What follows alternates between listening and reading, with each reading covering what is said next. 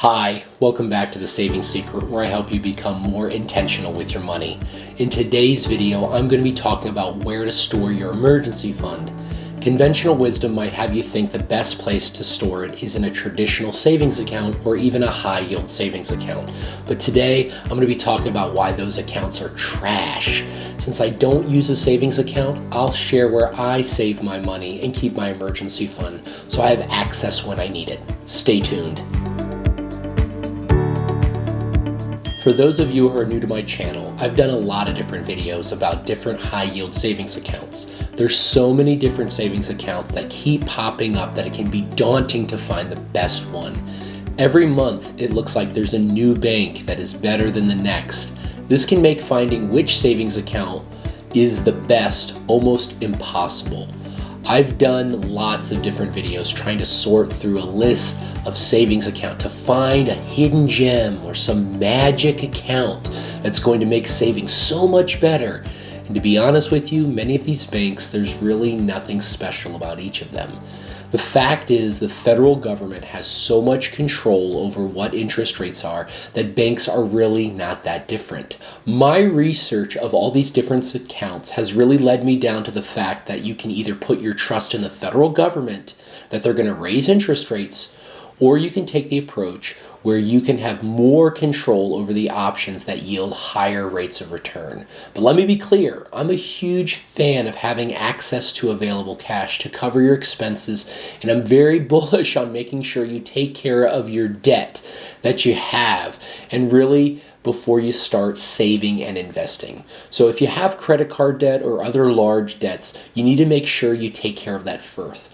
I really do believe the best option before you start putting large amounts of savings or investing is to make sure that you have your debt eliminated. If you need to take care of this, there's lots of different videos that can help you be debt free. I've done a video using the debt snowball, and you're welcome to use that resource of getting out of debt. But it's very critical on building wealth and make savings and investing much easier.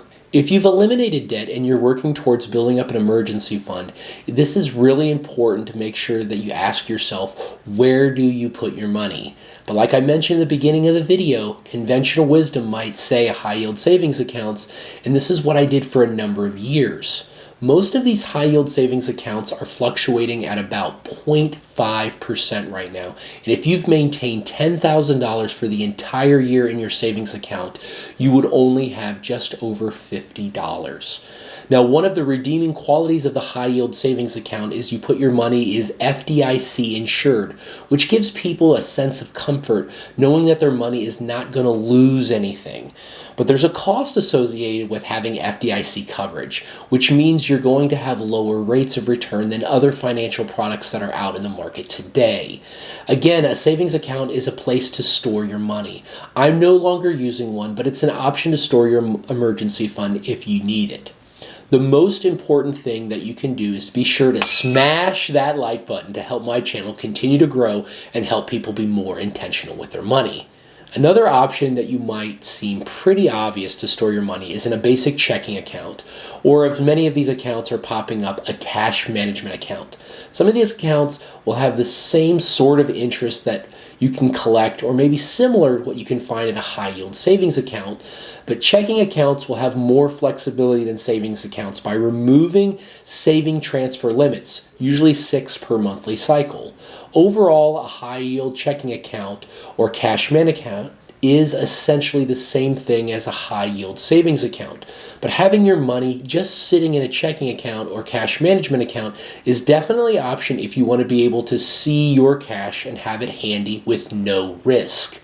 The last option I want to talk about today is having your money where I keep my emergency fund and I keep my cash handy. This account is called a brokerage account. A brokerage account is set up with an investment company rather than a traditional bank. A brokerage account is an account that gives you access to more investment products. For example, you have the ability to buy stocks, bonds, mutual funds, ETFs, index funds, and a variety of other financial products. Depending on your brokerage account you work with, with. There'll be different fees for different products that are available for you. For me, I use the Fidelity brokerage account, and I've been a huge fan of them because they have eliminated many of the fees that brokerage account companies charge. There's no minimum to open an account. There's no minimum to buy a specific investment. There's no cost associated with buying or selling specific products. They have a wide range of specific projects you can buy for no or very little cost to help you earn even more interest than a traditional savings or high yield savings account. There are other brokerage accounts besides Fidelity that offer great products with limited fees, but regardless of who your brokerage account is with, it can help you earn flexibility to invest your cash and earn higher rates of return than a savings account. You will be able to convert your investments back into cash when you need it as well. Once you get your money into a brokerage account, you have control and you have the power to determine what you buy in your brokerage account. This is another level that does not exist in a savings account. Your savings account will just automatically give you the rate once the money is in the account. Once you have money in your brokerage account, you'll need to take action in determining what financial products you want to invest in that can help you receive a rate of return that is in line with your risk tolerance and in line with what you want to do with your available funds. Like I mentioned before, you can put your money in different financial products like mutual funds, bonds, stocks, ETFs, and so on and so forth. Another reason why I like the Fidelity is they have created 4 zero-cost index funds that don't cost anything, where all other index funds and mutual funds have an expense ratio. 2 of them I actually invest in on a regular basis where I put my money. The first one is ticker symbol FNILX, which is Fidelity Zero Large Cap Index Fund, which mirrors basically the S&P 500. In the other index fund is ticker symbol FZIPX, which is Fidelity Zero Extended Market Fund, which is 1,900 US stocks with a broad range of mid to small cap companies that are not listed in the S&P 500.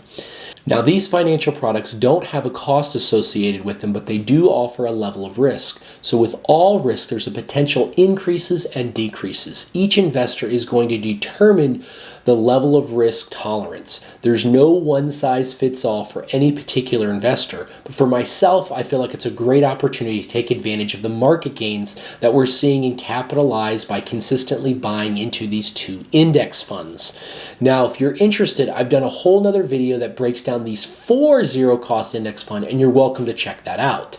Those are the investments that I'm investing in with my brokerage account. But with so many different options, you don't have to go with index funds. You can go with bonds, or you can go with other financial products that may have less risk or more risk depending on what you're comfortable with. Again, it's really up to you. The main purpose of having an emergency fund is to have access to cash when you need it. For me, the beautiful thing about a brokerage account is you can transfer money in and out of your brokerage account rather quickly and transfer your money back into cash management account or your checking account where you have cash when you need it. So there you have it. That's where I store my emergency fund. Are you going to keep and maintain a savings account? Or are you going to switch to a brokerage account? Or are you just going to use your Roth IRA as an emergency fund?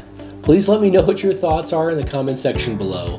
Feel free to check out some of my other videos I've done on Fidelity or other banking reviews. I love to help people be more intentional with your money. So if you have any other ideas for content that can help you, feel free to write them in the comment section below. Thanks again for watching and have a great day.